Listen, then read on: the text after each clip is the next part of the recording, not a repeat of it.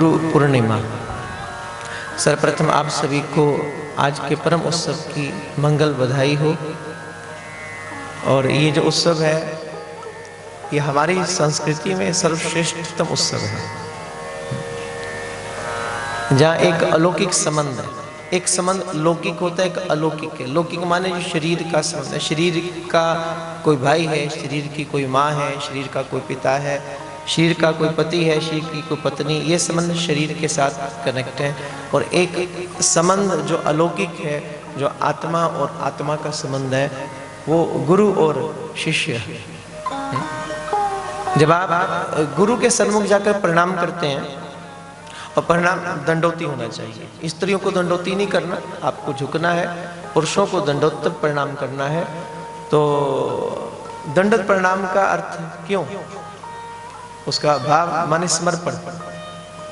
पहला वो क्या है? समर्पण है कि मैंने अपने आप को अपने सर्वप्रथम दंडवत, आप भूमि पर लेट रहे, दंड माने लाठी, लठ की तरह गिर जाना, लेट जाना।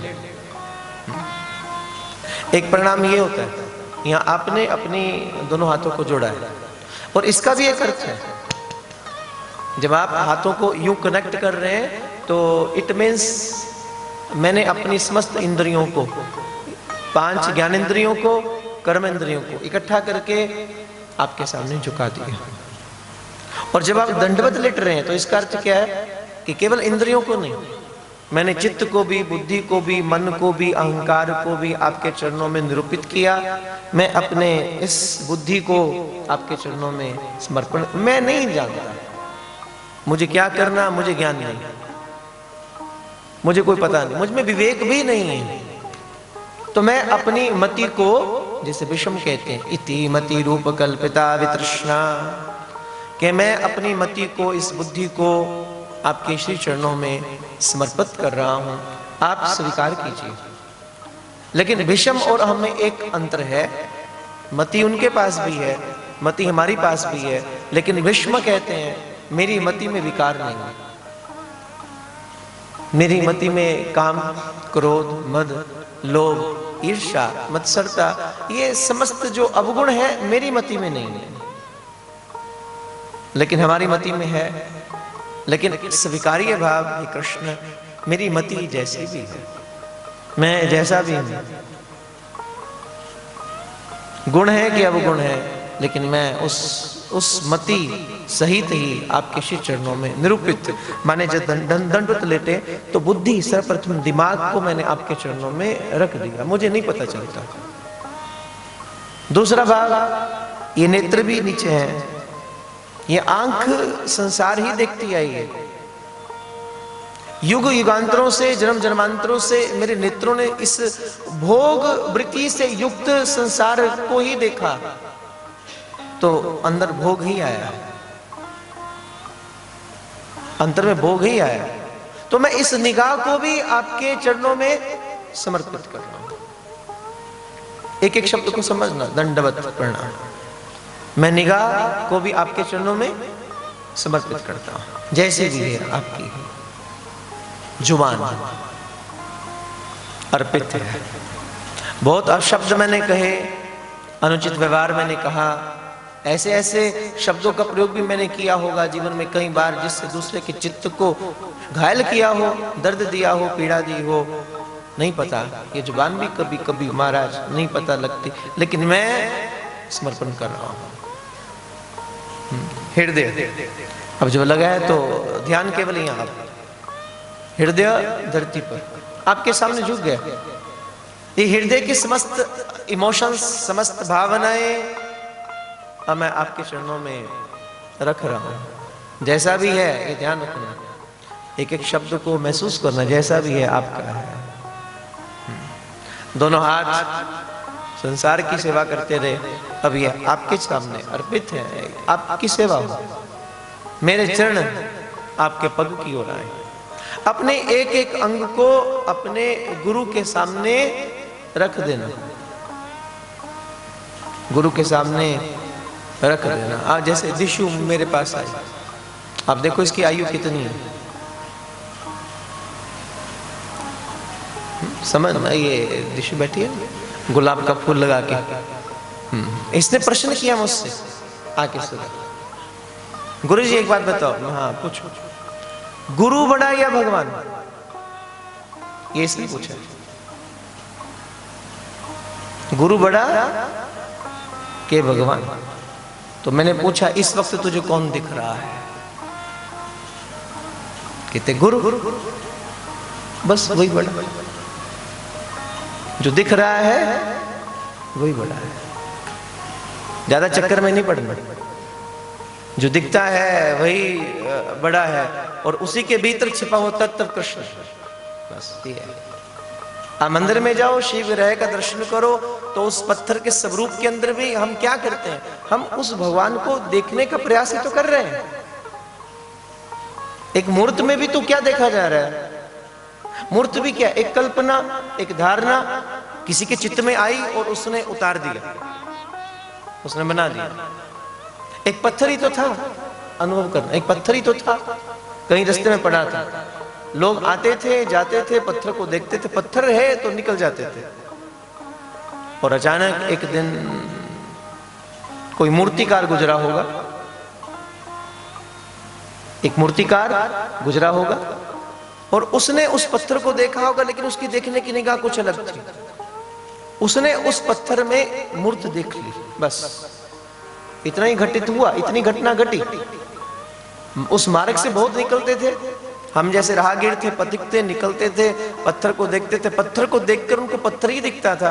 लेकिन कोई स्पेशली कोई मूर्तिकार था, कोई निकला होगा और उसने उस पत्थर में क्या किया? देखा, मूर्त देखी। फिर उसने क्या किया? वो मूर्त बनाई। सोचो, मूर्तिकार ने क्या किया? मूर्त बनाई।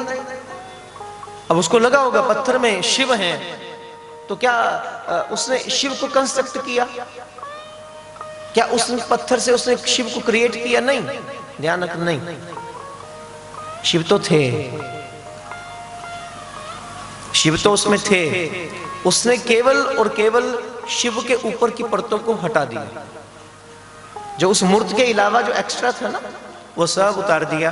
और जब उसने उन सब को एक्स्ट्रा को उतारा, जो भी चीजें थी सबको उतारा, तो जो प्रकट हुआ वो शिव था, वो कृष्ण था। बस भीतर बैठा है कृष्ण, आपके भीतर में है, आपकी चेतना में है।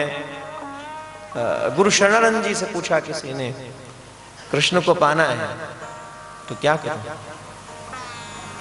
कृष्ण को पाना है तो क्या करूं? तो गुरु ने उत्तर दिया, बोले कृष्ण को पाने का एक ही तरीका है, तुझे कृष्ण ही बनना है, बस, और कोई माध्यम नहीं है। जब तू कृष्ण के रूप में कन्वर्ट नहीं होता तब तक तू कृष्ण को नहीं समझ पाएगा। भक्त को, भगवान को पाने के लिए आपको उस स्थिति में आना पड़ता है। मीरा को समझना है तो आपको मीरा बनना पड़ता है। हर व्यक्ति बोलता है ना ये बात, किसी को पीड़ा और दुख हो, बोले आपको क्या पता मेरे भीतर क्या है? मुझे जानने के लिए तुम्हें मेरे अंदर ही आना पड़ेगा, वही बनना पड़ेगा। मीरा का अनुभव करने के लिए आपको मीरा बनना पड़ेगा। शबरी का अनुभव करने के लिए शबरी के अंतर में क्या भाव है, क्या तरंगें उठती हैं, वो क्या वाइब्रेशन है, वो क्या आनंद तत्व उसके भीतर में क्रिएट होता है, वो क्या ममता, क्या प्रेम है, तो आपको वो अनुभव करने के लिए शबरी के रूप में बदलना पड़ेगा। कुछ हाँ ना भी बोला करो मेरे साथ। समझ आ रही है कि नहीं? हाँ बता दिया करो, साथ साथ जोड़ के बोला करो ना, हाँ पता लगे भीतर चेतना जागृत है। तो ये तत्व जो है जिसकी हम बात करें, गुरु पूर्णिमा, पहले समझ लो गुरु पूर्णिमा का अर्थ क्या। गुरु स्पेशली कई लोग तो ऐसे हैं जो साल में इसी दिन दिखते हैं, अभी फिर दिखेंगे, कुछ सुबह निकल लिए, कुछ सांझ को मिल जाएंगे, कुछ कल मिल लिए, कुछ आने वाले कल मिल जाएंगे, अपने अपने हिसाब से सब मना लेंगे। लेकिन गुरु पूर्णिमा का अर्थ क्या है? गुरु सेवा का अर्थ क्या है? गुरु पूजा का मतलब क्या होता है? प्रथम आप आए, आज के दिन आपने प्रणाम किया, तिलक लगाया, कुछ फल भेंट इत्यादि आप ले आए, आपने रख दिया, एक लिफाफे में कुछ डाला, वो भी रख दिया। गुरु पूजा कंप्लीट हो गई? नहीं। इन चीजों का अर्थ नहीं है, ये तो एक बाहरी प्रकरण है। ये तो इसलिए है कि हमने खाली हाथ नहीं जाना, कुछ अर्पण करना है। ये तो इसलिए है, कुछ बाहर से हम कुछ भेंट करें, यूं नहीं जाना। फिर गुरु पूजा का अर्थ क्या है?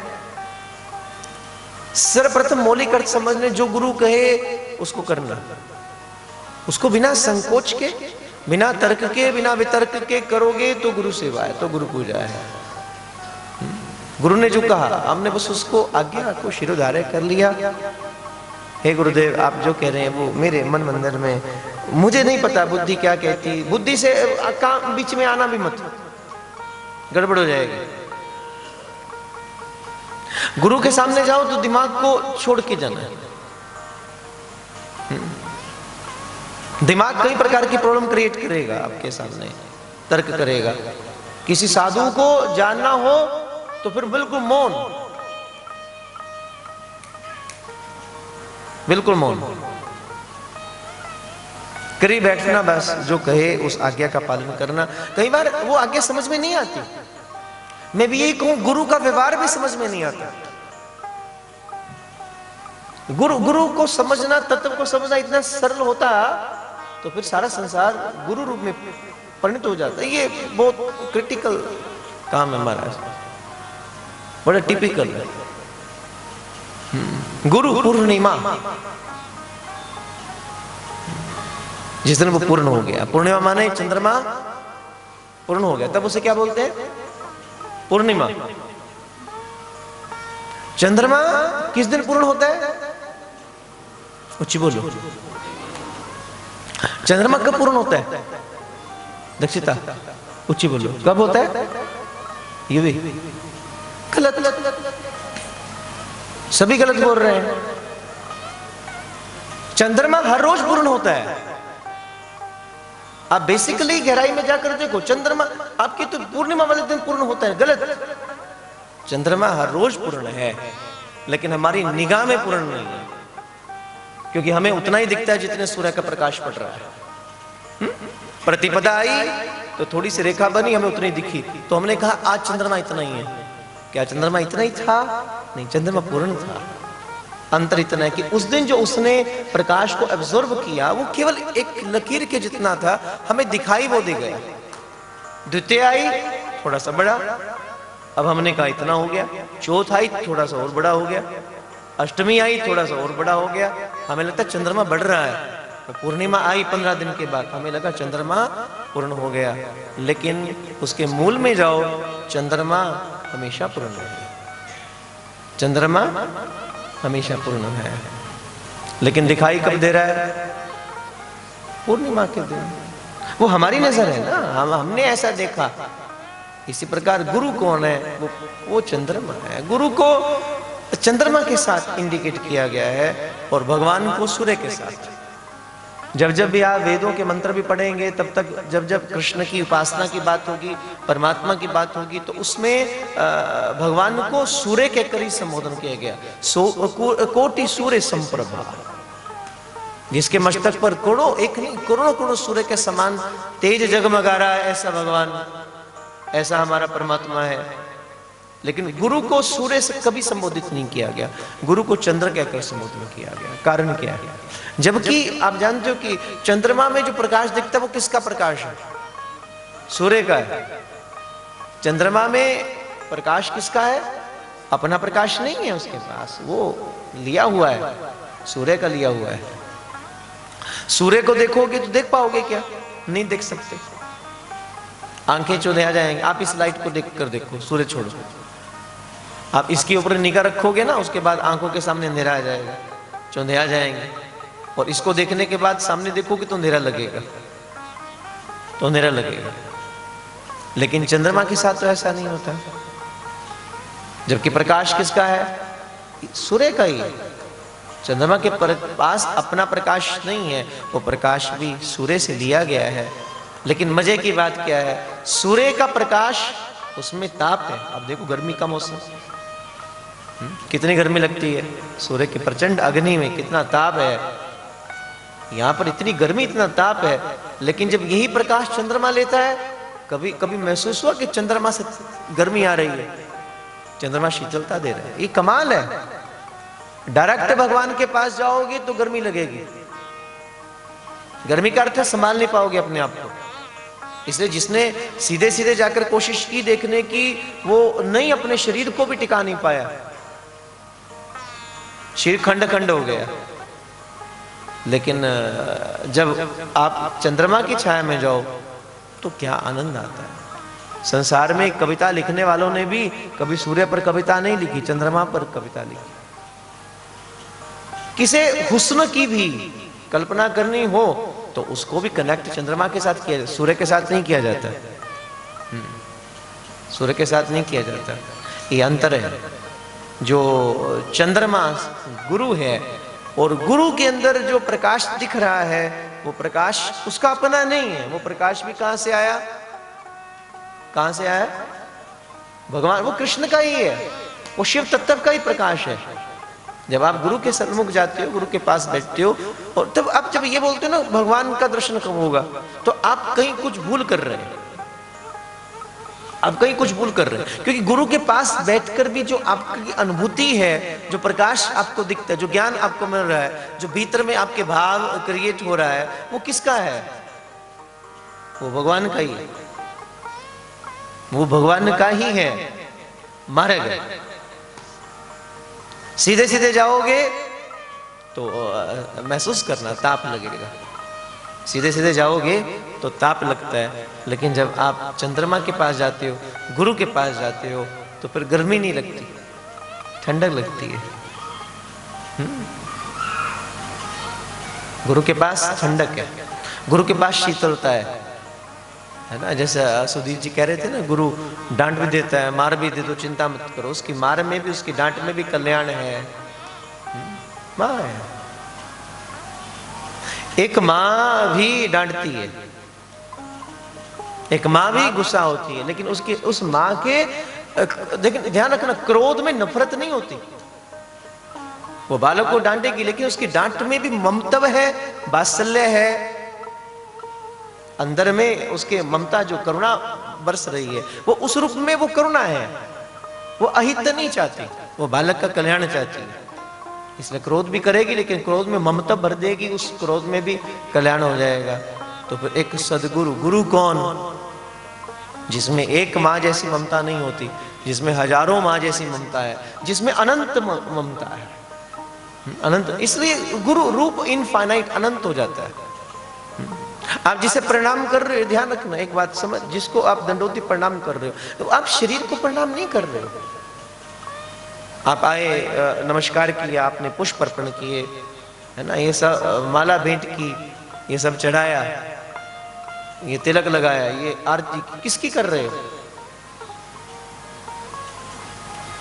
बताओ किसकी कर रहे हो? शरीर की नहीं कर रहे हो, ये समझ। अगर शरीर तक सीमित रहे फिर नहीं पहुंच पाओगे वहां, फिर जो ये देना चाहते हैं वो आप नहीं अनुभव कर पाएंगे। ये जो प्रथम प्रणाम आपने किया, आते क्या करते हो? सर झुका देते प्रणाम। ये प्रणाम किसे हो रहा है? हाँ ठीक है, आपके सामने फिजिकल फॉर्म में कोई है, आपके सामने इस वक्त फिजिकल फॉर्म में कोई है, लेकिन आपका प्रणाम फिजिकल को नहीं है, आपका प्रणाम भीतर बैठे चेतन तत्व को है। लव इज माई फॉर्म, प्रेम जो भीतर का प्रेम स्वरूप है, आप उसको नमन कर रहे हो। इन बारीक बातों को समझ लेना, ये तत्व है। अगर केवल यहां तक रह गए प्रणाम, फिर क्या होगा? ये माला अर्पण शरीर को नहीं हुई है, ये तिलक शरीर को नहीं हुआ, समझना। लगाया आपने शरीर के साथ, अटैच आपने बॉडी के साथ ही किया, but Guru is not a body, इसको समझ। अगर शरीर तक सीमित रहोगे तो फिर मन में द्वेष भी आता है। महाराज जी क्या आप इसको गले लगाते हो, मुझे तो कभी लगाते नहीं। फिर ये भाव है, क्योंकि आपने केवल बॉडी देखी ना, आप केवल शरीर तक सीमित रहे हो। गुरु शरीर नहीं है, पहले उससे आगे का तत्व है, वो वहां तक आपको पहुंचना है। जब प्रणाम करो तो फिर केवल शरीर को तो आपने देखा, शरीर के भीतर छिपे हुए जो परम तत्व को देखो। उस परम तत्व को प्रणाम है। माला अर्पण की तो किसी शरीर को नहीं की है, मैं भीतर छिपे हुए उस शिव तत्व को मैं पुष्प अर्पण कर रहा हूं। जब आपने तिलक लगाया तो मैं किस शरीर को तिलक नहीं लगा रहा, मैं भीतर छिपे शिव तत्व को वो मैं अपना भाव इस रूप में प्रस्तुत कर रहा हूं। वो भाव है, आपने उस रूप में उसको प्रस्तुत किया है। तभी आपने कहा ना, गुरु मेरी पूजा गुरु गोविंद, गुरु मेरा पार ब्रह्म। ये पार ब्रह्म शरीर को थोड़ी बोला, ये भगवंत शब्द शरीर के साथ थोड़ी प्रयोग होता है। ये चेतना तत्व को है। शरीर तो मात्र 5 महाभूतों से क्रिएट हुआ, जिसको देख रहे हो। वैसे समझो भगवत स्वरूप क्या है, भगवान। भ माने भूमि, पृथ्वी का स्वरूप जिसमें हो, जिसमें पृथ्वी का स्वरूप हो। आ माने जिसमें अग्नि तत्व भी छिपा हुआ है। ग जिसमें स्पेस है, गगन भी है। वारी जिसमें जल तत्व भी है, जिसमें 5 तत्व इंक्लूड होते हैं। वायु भी है, न से नीर जल भी है। भूमि भी जिसमें हुई, अग्नि तत्व भी जिसमें समाहित है, जिसमें आकाश तत्व भी है, जिसके भीतर में वायु तत्व भी है, जिसमें जल तत्व भी है। वो सब तत्व जहां विराजमान हो गए, लेकिन इसके साथ साथ एक तत्व और चैतन्य भीतर है। उस चैतन्य को पहचानना।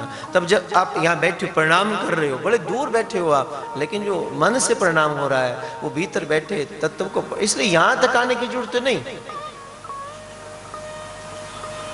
आवश्यक नहीं कि आपने यहां तक पहुंचना है, इसी शरीर को ही प्रणाम करना है, यही नतमस्तक होना है, कोई चक्कर नहीं है। जो ले लूकर आए हो यहीं चढ़ा के चले जाना। प्रणाम, पूजा, आज्ञा की पालना करना। सेवा का अर्थ यही है, जो गुरु कहे उसको श्रद्धा से, भाव से स्वीकार करना। लेकिन साथ में विवेक। एक गुरु, बहुत अच्छी व्यवस्था थी, आश्रम था बहुत अच्छा, और बहुत सारे शिष्य। ये थोड़ा वो ध्यान रखना, अगर शोर डाले तो आप वहां बैठ जाना जाके। उन कितने शिष्यों में, अब देखो गुरु की एक बात समझ लेना, आज तक के इतिहास निकालो, हर संत महात्मा के जीवन में हजारों शिष्य होंगे, लेकिन उनमें से वो सेलेक्ट किसी को करता है, सबको नहीं करता। कुछ अपने कार्य करवाने के लिए, अपने कार्य को सिद्ध करने के लिए वो किसी किसी को आगे लेकर आता है। अब जैसे आप लोग गए तो सेवा सबकी थी, किसी ने कोई सेवा संभाली, हर कोई नहीं था, लेकिन कोई कोई स्पेशली सेवा किसी किसी को मिलती है, जो गुरु के करीब भी रहता है। तो उनमें से गुरु ने 2 शिष्यों को चुना, 2 शिष्यों को चुना। तो बोले अब मुझे लगता है कि मुझे ये आश्रम की व्यवस्थाएं समय रहते तो देनी चाहिए, एक सही उत्तराधिकारी मुझे ढूंढना चाहिए, किसी को सब कुछ कार्यविधि सौंप दूं ताकि जिम्मेवारी आपके बाद आप लोग निभा सको। तो उन्होंने 2 शिष्यों को सिलेक्ट किया। बोले मेरी खबर नहीं कब शरीर छोड़ दूं, इसलिए अच्छा है कि आप, लेकिन मैं अभी थोड़ा तीर्थ करना चाहता हूं, तीर्थ जाता हूं। तो चलते हुए गुरु ने क्या किया, 2 पोटली, मैं तुम्हें कुछ देकर जाऊंगा, मैं तुम्हें कुछ देकर जाऊंगा, तुम इसे संभाल कर रखना। हो सकता है मैं वापस आ जाऊं, हो सकता है मैं वापस आऊं, और जब वापस आऊं तो मैं जो तुम्हें दे जा रहा हूं वो मुझे एज इट चाहिए। मैं जो दे जा रहा हूं वो मुझे उतना ही जितना मैंने दिया, तो मुझे वापस लौटा देना, तो मुझे वापस कर देना। अब शिष्य तो आपस में असमंजस, क्या देके जाएंगे गुरु, ये बड़ी कमाल। अब बात छिड़े और दिमाग के घोड़े दौड़ने शुरू हो जाते हैं, दिमाग दौड़ना शुरू कर देता है, क्या होगा, क्या मिलेगा, कैसे मिलेगा, क्या बनेगा। अब दोनों शिष्य सोच रहे, अब सिलेक्ट भी 2 को किया, तो 2 पोटली लेकर गुरु आए। बात को समझना गहराई से, दोनों पोटली उनके दोनों के हाथ में रखी, एक उसके हाथ में। तो बोले बेटे हो सकता है मैं वापस आ जाऊं, नहीं आया तो बस तुम निर्णय कर लेना किसको क्या संभालना है। खबर मेरी कोई नहीं है मैं आऊं कि नहीं आऊं, लेकिन आऊं तो मुझे ये दोनों एसिड जैसे मैंने दिया मुझे लौटा देना, मुझे वैसे वापस कर देना। तो शिष्यों ने बड़े आदर सहित वो पोटली ली, तो गुरु ने बोला इनमें गेहूं है, दोनों पोटली में क्या है, मुझे इतनी चाहिए, इसमें कम ना हो, मुझे ये चाहिए। अब शिष्य भी बड़े सत्कार बोले आदर प्रणाम किया और गुरु तीर्थ पर चले गए, गुरु तीर्थ पर चले गए। कितने समय बीत गया, अब दोनों शिष्य देखो बड़ी निष्ठा थी, बड़ी श्रद्धा थी, बड़ा विश्वास था गुरु के प्रति, होना भी चाहिए, क्योंकि सर्वप्रथम गुरु के प्रति भगवत भाव होना चाहिए। जब जब आप गुरु के करीब मानवीय भाव से आते हैं तो आपकी निगाह दोष से भर जाती है, आपको गुरु में भी दोष दिखेंगे। है महाराज बहुत करीब रहकर दोषी देखते हैं, आप में भी हैं। और कोई इतनी श्रद्धा से परिपूर्ण होता है, इतने भाव से परिपूर्ण होता है, उसके अंदर इतना विश्वास होता है कि उस विश्वास के सामने कुदरत भी झुक जाती है, वो भी झुका देती है अपने आप को। ऐसा विश्वास एक शिष्य के मन में होना चाहिए, शिष्य के मन में। तो एक एक पोटली दोनों को दी और गुरु चले गए। अब दोनों ने क्या किया बताओ, पहले ने क्या किया, उसने बड़े आदर सहित उस पोटली को मंदिर में रखा, क्योंकि ये गुरु ने दी है और होना भी चाहिए, आदर तो यही कहता है। बड़े आदर से बड़े भाव के साथ उसने उस पोटली को लिया, मेरे गुरु का प्रसाद है, मेरे सदगुरु ने दिया है, तो उसने बड़े आदर सहित उसे मंदिर में रखा और हर रोज पूजा पुष्प अर्पण करना, उसकी आरती उतारना कि गुरु ने ये पोटली कुछ और नहीं, साक्षात मेरा गुरु है, पोटली कुछ और नहीं है, मेरे गुरु ही है इस रूप के अंदर, मेरे गुरु हैं। बड़ी श्रद्धा थी उसकी उसके प्रति। तो समय बीतता गया, काफी समय बीता और काफी समय के, और दूसरे ने क्या किया, बोले इसका क्या करूं, तो उसने उस गेहूं को निकाला और अपने घर के पीछे उसका खेत था तो खेत में डाल दिया।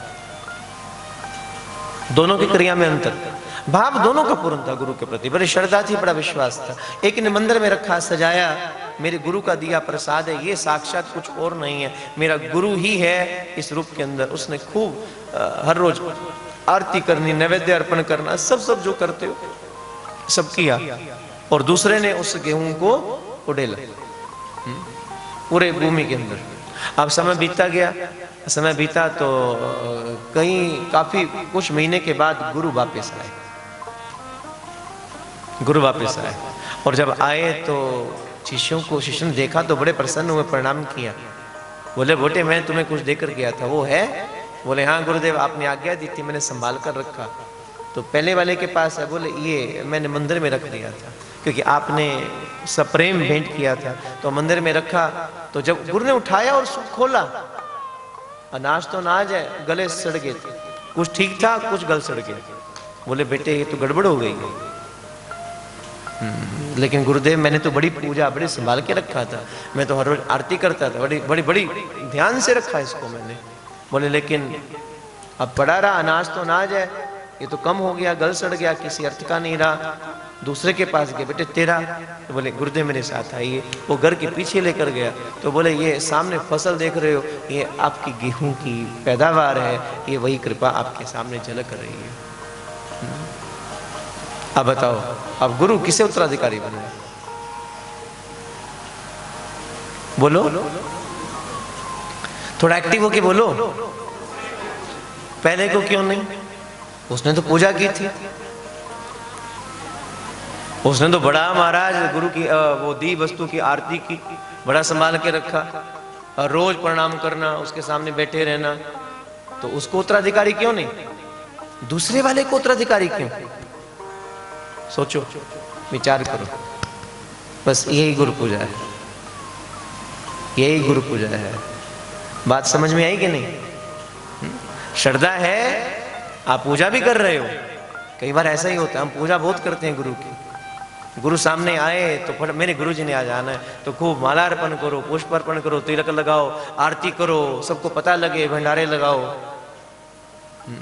लेकिन दूसरे वाला क्या कर रहा है? वो विश्वास के साथ उसने सोचा, उसने विवेक बुद्धि का प्रयोग किया कि ऐसा ना हो अनाज है, अनाज करते अनाज की गल सड़ जाए, तो मैं कुछ ऐसा करूं कि मेरे गुरु के दियो प्रसाद अनंत गुना हो जाए। समझ रहे हो ना? कुछ ऐसा करूं कि मेरे गुरु का दिया हुआ दिव्य प्रसाद अनंत गुना हो और अनेक अनेक लोगों को मिले, प्राप्त हो जाए। ये वास्तव में गुरु पूजा होगी।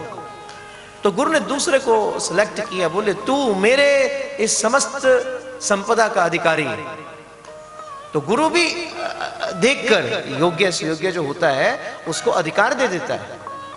और गुरु के पास अनंत संपदा है, अतुलनीय संपदा गुरु के पास है। गुरु के पास केवल ये प्रॉपर्टी वाली संपदा की बात नहीं कर रहा हूं, इसके अलावा बहुत कुछ गुरु के पास होता है। गुरु के पास बहुत कुछ है महाराज देने को। अब देखो मैंने ये किया तो उसको जिसको इशारा था हो गया, तो आप उधर क्या कर रहे हो? मन ऐसा है ना, तो इसलिए गुरु अधिकार देखता है। फिर गुरु अधिकारी शिष्य को देखकर अपने भीतर की समस्त संपदा को, अपने वैभव को भी अपने शिष्य पर लुटा देता है, सब कुछ प्रदान कर देता है, दे देता है। ये कुर्सी उन्हें दे दो। हाँ।